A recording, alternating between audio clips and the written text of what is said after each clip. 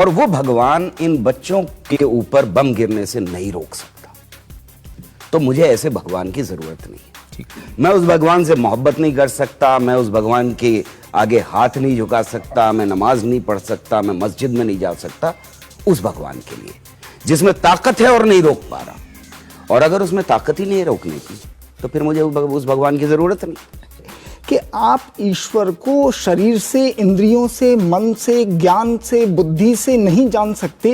ये बात धर्म ग्रंथों में लिखी है, ये बात वेदों में, शास्त्रों में लिखी है। फिर मेरे समझ में नहीं आता कि आस्तिक लोग, ये धार्मिक लोग क्यों अपना माथा खोपड़ी खराब करते रहते हैं प्रमाण दे देकर कि ये ईश्वर है, ईश्वर है। भगवान वही है जिसको हम देख नहीं सकते, जिसको हम छू नहीं सकते।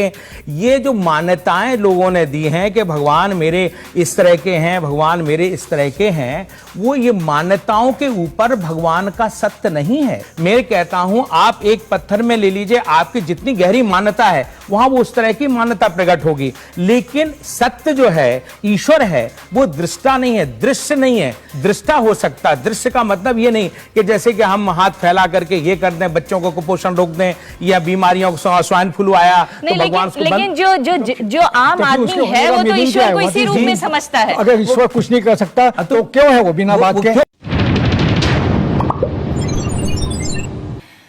एक तरफ ये वैज्ञानिक सिद्धांत हैं जो कहते हैं कि जो चीज प्रूव हो सकती है वही सत्य है, लेकिन दूसरी तरफ वो मान्यताएं हैं जो कहती हैं कि चाहे वो प्रूव ना हो लेकिन हम मानेंगे उसे ही सत्य जो हम महसूस करते हैं। ऐसा क्या? यदि कोई चीज प्रमाणित नहीं होती है तो उसे सत्य कहना अपने आप को धोखा देना है। इसके जो भौतिक जगत में, यथार्थ में, वास्तव में जो घटित होता है उसी के आधार पर हम अपनी बातें कर सकते हैं। जी, आप कह रहे हैं कि जो चीज प्रमाणित नहीं हो सकती है वो सत्य नहीं हो सकती है, लेकिन जो हमारे दुनिया भर में जो प्रचलित मान्यताएं हैं, चाहे वो भगवान या ईश्वर को लेकर मान्यता हो या आस्था को लेकर मान्यता है, वो कहीं सिद्ध नहीं होती हैं, कहीं साबित नहीं होती हैं, फिर क्यों मौजूद हैं? कि ईश्वर की मान्यता आप उस तरह से मत ले जाइए कि जैसे कि कोई रीतियां होती हैं, कोई जो कि कुरीतियों में बदल जाती हैं।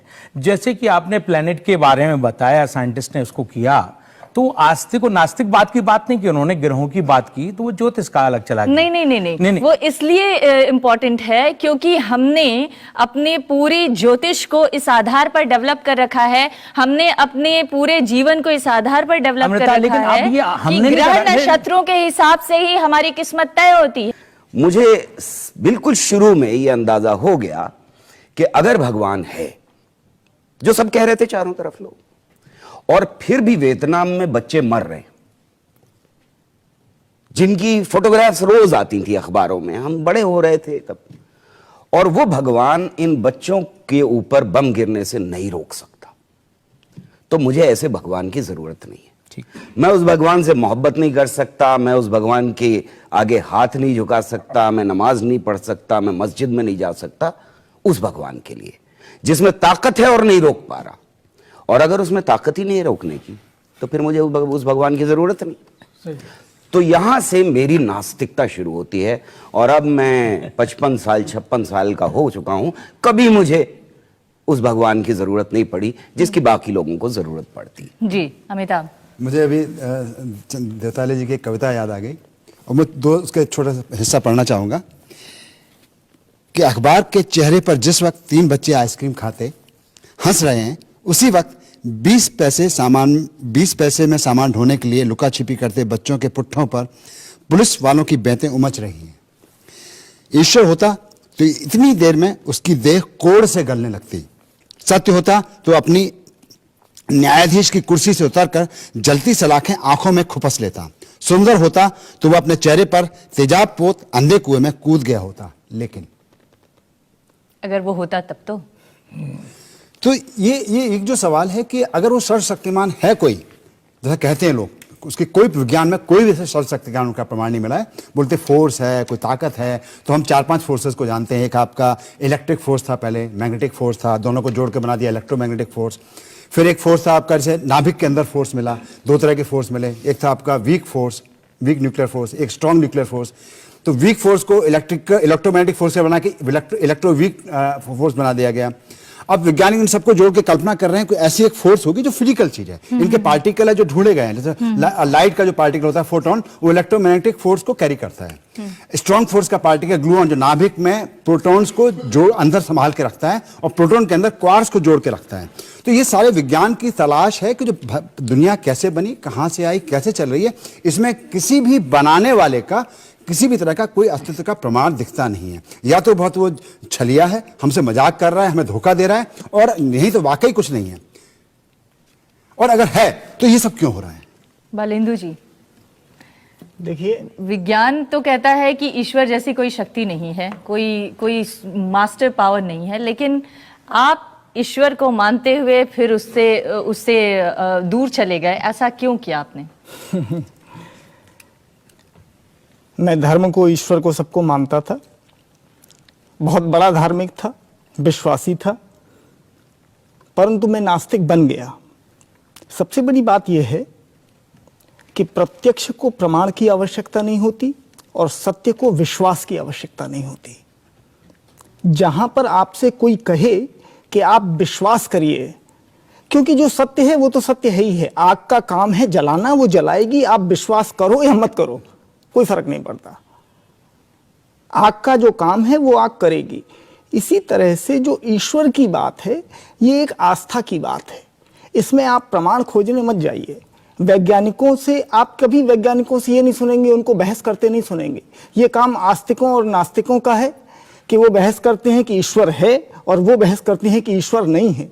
सबसे बड़ी बात यह है कि आप ईश्वर को शरीर से, इंद्रियों से, मन से, ज्ञान से, बुद्धि से नहीं जान सकते।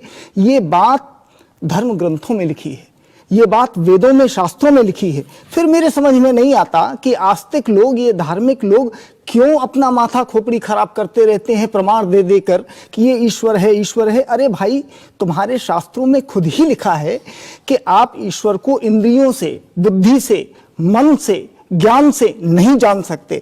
ये आस्था और विश्वास का विषय है, आप विश्वास कर लीजिए, बहुत अच्छी बात है। अब उसको खोजने मत जाइए कि ईश्वर कहाँ है। जी, तो दरअसल ईश्वर जो है हमारी तमाम कमजोरियों का एक पुलिंदा है, जिसके आगे जाकर हम उन तमाम कमजोरियों के लिए अपने आप में एक ताकत ढूंढते हैं। आपने जो प्रथम प्रश्न किया था उसका मैंने सटीक 2 पंक्तियों में जवाब दिया था। मैं अब अपनी बात कहना चाहता हूँ। बिल्कुल। बचपन से मैंने ये देखा कि एक बगीचा है और एक बागवान है, और उसका बागवान है तो बगीचा उजड़ता नहीं है, और जब बागवान गायब हो जाता है और तो वो बगीचा उजड़ जाता है। जिस घर में माँ है वहाँ बच्चे हंस रहे हैं, खेल रहे हैं। जिस घर में पिता है वहाँ सब कुछ है। तो एक छोटा सा इंसान जब अनुपस्थित जब होता है, मौजूद होता है, तो उसकी दुनिया, उसका जो छोटा सा परिवेश होता है वो पनपता है, हंसता है, गाता है, उसमें संगीत होता है, जीवन होता है। ये इतनी बड़ी दुनिया तबाह हो गई है। अगर ईश्वर होता तो ये होने देता? ये बच्चे बढ़ रहे हैं भूख से, कुपोषित बच्चे, करोड़ों कुपोषित बच्चे हिंदुस्तान में हैं। ये आदमी की कुवत है और आदमी की ताकत है कि उसने सदियों पहले अपनी सुरक्षा के वास्ते और अपने यकीन के वास्ते ईश्वर का निर्माण किया। God was created by human being, और उसको अपनी कवि कल्पनाओं से, विचारों से उसको बनाया कि उसका भगवान का सेवक जाए और एक पहाड़ उठा के बूटी सहित आ जाए, वो सेवक बनाया।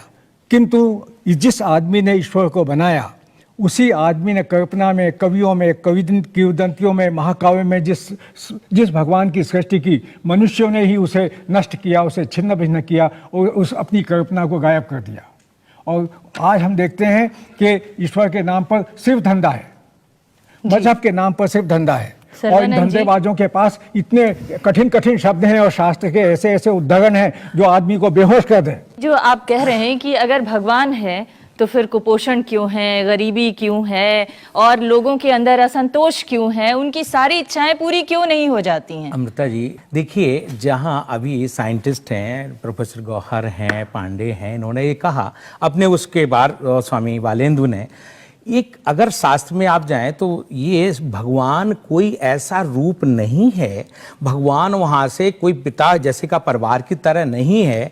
उसके यहाँ तो प्रकृति भी है, मनुष्य भी है, जितना एक कीट से लेकर के बहुत कुछ है, लेकिन उसका अस्तित्व ये नहीं कि उसको सुरक्षा के लिए है। भगवान वो पिता नहीं है। किस तरह से भगवान एक ऐसी सत्ता है, जैसे कि आप अमृता हैं, आपको एक नाम दिया आपके पिता ने, हमको सर्वानंद दिया, तो हमारा एक एग्जिस्टेंस है जिसको कहते हैं सर्वम खलु इदम ब्रह्म। नहीं, लेकिन जिसको हम देख नहीं सकते, जिसका हाँ, भगवान वही है जिसको हम देख नहीं सकते, जिसको हम छू नहीं सकते। ये जो मान्यताएं लोगों ने दी हैं कि भगवान मेरे इस तरह के हैं, भगवान मेरे इस तरह के हैं, वो ये मान्यताओं के ऊपर भगवान का सत्य नहीं है। इसलिए सत्य शब्द को कहा गया है शास्त्रों में सत्यम परम धीमहि। जो आपकी बुद्धि में सत्यता है, जिस सत्यता का कोई रूप नहीं होता, आकार नहीं होता है, जिस सत्य को गीता कहती है, तो ये तो फिर मन की कल्पना हुई ना, जिसका कोई रूप नहीं है, जिसका आकार नहीं है, जो सत्य है मगर दिखता नहीं है, तो इसका मतलब ये है कि वो एक कोई काल्पनिक चीज है। और शायद यही वजह है कि दुनिया में आज 500 से 750 मिलियन लोग ऐसे हैं जो नास्तिक हो चुके हैं। मैं कहता हूं, आप एक पत्थर में ले लीजिए, आपकी जितनी गहरी मान्यता है वहां वो उस तरह की मान्यता प्रकट होगी, लेकिन सत्य जो है, ईश्वर है, वो दृष्टा नहीं है, दृश्य नहीं है। दृष्टा हो सकता है। दृश्य का मतलब ये नहीं कि जैसे कि हम हाथ फैला करके ये कर दें, बच्चों को कुपोषण रोक दें, या बीमारियों को स्वाइन फ्लू आया तो भगवान उसको लेकिन जो आम आदमी है वो तो ईश्वर को इसी रूप में समझता है। अगर ईश्वर कुछ नहीं कर सकता तो क्यों है वो बिना बात के? अमिताभ, इस वक्त दुनिया में कोई 750 मिलियन ऐसे लोग हैं जो अपने आप को घोषित रूप से नास्तिक कहते हैं और जिनको विश्वास है कि जो साइंस कर रहा है सिर्फ वही सत्य है, भगवान नाम की कोई चीज नहीं है। जो सत्य है वो डेमोक्रेटिक इंस्टीट्यूशन नहीं है कि मतलब के 99% लोग किसी बात को मानते हैं इसलिए वो सत्य है। सत्य भले 1% हो, वो सत्य ही रहेगा। दूसरी बात यह है कि दुनिया के जिन देशों में बात करो, जिन देशों में आप देखेंगे कि ज़्यादा खुशहाली है, जहाँ सोशल सिक्योरिटी अच्छी है, सरकारें लोगों का ध्यान रखती हैं, लोगों की भागीदारी रखती है, लोगों का पूरी बात करती हैं, तो आप देखेंगे कि दुनिया का एक बहुत बड़ा हिस्सा है, यूरोप के कई सारे मुल्क हैं जहाँ पे आप पता चलेगा कि 80% लोग नास्तिक हैं। वो खुशहाल देश हैं। और जो देश जितने ज़्यादा धार्मिक है, इतने कट्टर धार्मिक, उतनी बदहाली में रह रहे हैं। दूसरी बात यह है कि विज्ञान की दुकान की बात चली थी, विज्ञान की दुकान के बदौलत ही हम गुफाओं से निकल के आज यहाँ पहुँच पाए। धार्मिक दुकान है तो इंसानों को बर्बाद करके रख दिया पूरी दुनिया में। एक ईश्वर की आप बात करते हैं, वो ईश्वर कैसा ईश्वर है? ये थानेदार की तरह है, उसके हम हाथ जोड़े, गिड़गिड़ाए, रोज उसकी तारीफ करें, 4 दिन नहीं तारीफ करें तो नाराज हो जाएगा, हमारा सत्यानाश कर देगा। ऐसा कैसा ईश्वर है ये कि जिसको रिश्वत चाहिए, जिसको हमारा भला करने की रिश्वत चाहिए, प्रसाद चढ़ाना है, पूजा करनी, अपने बाल कटवा देने, किसी को अपने हाथ कटवा देने, किसी को खतना करवा लेना, कैसा ईश्वर है ये उसको खुश करने के लिए? तो ये जो बेचारे मिट्टी के जिनको हमने बनाया, क्या कहते हैं, मिट्टी से बनाया है इनको, और ये मिट्टी से बनाया, एक बनाया था उसने, कहते हैं कि एक शैतान को बनाया था जिसको आग से बनाया था, उसने सारी दुनिया, कहते हैं कि सारी दुनिया को बिगाड़ दिया। तो हमारी क्या गलती है? सजा देनी तो अपने शैतान को सजा दो, या खुद सजा भोगो, खुद जलो नरक की आग में, हमें क्यों जलाते हो? अमृता जी, मैं एक बात कहना चाहता हूँ कि ईश्वर नहीं है, इसके लिए बार बार विज्ञान की जरूरत नहीं है। सदियों पहले हमारे संतों ने, समाज सुधारकों ने, कबीर ने, तुकाराम ने, चंडीदास ने, इन्होंने सबने कहा है कि ऐसी कोई चीज़ नहीं है। दुनिया कितनी बेवकूफ़ है जो पत्थर पूजने जाती है, घर की चक्की कोई नहीं पूछती, उन्होंने कहा है। ये बहस जो है, और इसके लिए ईश्वर नहीं है, सिद्ध होने के लिए ज़मीन से जुड़ा हुआ आदमी होना चाहिए। मानुष्य सत्य है मेरा, मनुष्य में मेरी आस्था है, शब्दों में आस्था है जो पुरखों ने दिए हैं। संत चंडीदास ने कहा था, मानुष्य सत्य सवार ऊपर तहार ऊपर नाही। मानुष्य सत्य ईश्वर है। भाषा शब्द की प्रतिबद्धता वो है, शब्दों में, कठिन शब्दों में और चीज़ों को गड़बड़ करके लोगों को मूर्ख बनाना और भ्रमित करना, ये सत्य नहीं है। वो न धार्मिक भाषा है, न मजहबी भाषा है। सत्य जो है वो आत्मा का सत्य होता है, आदमी का, हर आदमी का निजी सत्य होता है। विवेकानंद ने कहा था। मेरा ये पूछना है कि आप जैसे जानते होंगे कि भगवान के नाम पे इस दुनिया में लाखों युद्ध होते हैं। एक इंस्टीट्यूशन साइंस है, एक इंस्टीट्यूशन रिलीजन है। मैं रिलीजन और भगवान को जोड़ नहीं रहा हूं, बस मैं ये बोल रहा हूं कि भगवान एक रिलीजन का प्रतिनिधि है, तो वो प्रतिनिधि बैठ करके ये सब देखता रहता है। साइंस के नाम पे आज तक आप मुझे एक युग बता दीजिए जो साइंस में आपस में साइंस ने स्टार्ट किया हो। रिलीजन के जो गुरु हैं, जो भगवान हैं, उनकी वजह से आज दुनिया को इतना नुकसान उठाना पड़ रहा है। चारों तरफ इतने ज्यादा हमारे आतंकवादी हमले हो रहे हैं। अभी रिसेंटली हैदराबाद में बम ब्लास्ट हुआ है। ये सब क्या है? ये सब हमारे को धर्म का देन है। और धर्म किसके लिए? ईश्वर के लिए। उस ईश्वर के लिए ये सब हो रहा है, और वो आंखें बंद करके वहां सत्ता में बैठा हुआ देख रहा है कि 6000 साल बाद कलयुग खत्म होगा, फिर वो सजा देगा। और आज यहां लोग मर रहे हैं, उनको बचाने कौन आएगा? कि अगर हम बायस्ड स्टडी करना चाहें, आंखें बंद करके करना चाहें, तो फिर हमें धर्म के अंदर कुछ भी बुरा दिखाई नहीं देगा, जैसे ज्यादातर लाखों करोड़ों लोगों को नहीं दिखाई देता है। लेकिन हर धर्म के अंदर नफरत, घृणा उतनी ही मौजूद है, वरना मैं अपना धर्म मानूंगा ही नहीं। मैं अपने धर्म को बेहतर समझता हूं दूसरे से, तभी मैं अपना धर्म मानता हूं। दूसरी बात यह है कि धर्म के अंदर हमेशा का सच मौजूद होता है, जो सड़ा गला बदबूदार हो जाता है टाइम के पास होने की वजह से। आप बात कर रहे हैं बेहद पुरानी किताबों की, आप जहर खाना चाहते हैं तो क्या फर्क पड़ता है कि आप किस धर्म का जहर खाना चाहते हैं। दुनिया का विकास हो रहा था और दुनिया में सब जगह एक साथ हो रहा था, तब जो बहुत से अनुत्तरित प्रश्न थे, उनको मनुष्यों को उसका उत्तर नहीं मिल रहा था कि ये क्यों हो रहा है, बारिश क्यों हो रही है, बिजली क्यों कड़क रही है, तूफान क्यों आ रहा है। तो उन्होंने सोचा कि ये निश्चित रूप से कोई अदृश्य सत्ता का कमाल है, और उन्होंने एक अदृश्य सत्ता को मानना शुरू कर दिया। फिर अलग अलग जगहों पर लोगों ने नियम बनाने शुरू किए, समाज को बांधने के लिए अलग अलग धर्मों का शुरू हुआ। परंतु सत्य बात यही है कि ईश्वर जो है वो आस्था और विश्वास का विषय है, उसको आप खोजने नहीं जाइए। जो बात ये हो रही थी कि धर्म की दुकान और विज्ञान की दुकान, कभी विज्ञान आपसे आकर ये नहीं कहेगा कि मुझको मानो, वो तो आपको मानना ही पड़ेगा, उसके अलावा आपके पास और कोई चारा ही नहीं है। तो जो ईश्वर की बात है वो विश्वास और आस्था की है, तर्क की नहीं है। मैं हाथ जोड़ करके सभी आस्तिकों से और धर्म वालों से, ईश्वर वालों से कहना चाहता हूं, कृपया तर्क मत करिए, बुद्धि मत लगाइए।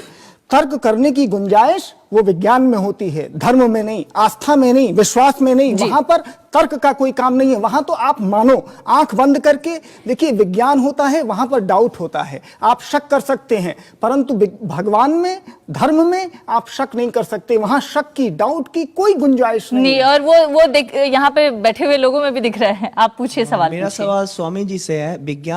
विज्ञान ने समाज को इतना कुछ दिया है, आप सब जानते हैं, लेकिन भगवान ने हमें दिया क्या है? भगवान ने हमें समय बर्बाद और पैसे बर्बाद करने के सिवा दिया क्या है? मेरा सवाल आपसे है, अगर कोई मरता है, कोई बीमार होता है, उसमें विज्ञान क्यों बचाता है? भगवान क्यों नहीं बचाता है उसे? अगर कोई पापी पाप करता है, उसमें उस समय भगवान कहाँ है? जैसे जैसे विज्ञान आया, आपके जीवन में तरक्की आई। जब आप पुरातन पंथ के जमाने से लेके आज तक जो आगे बढ़े हैं, यहाँ तक जो पहुंचे हैं, ये विज्ञान की ही बदौलत है। और शायद अगर आप विज्ञान में इतना ही भरोसा और आस्था रखेंगे तो आने वाले दिनों में आपका जीवन और आगे जा सकता है।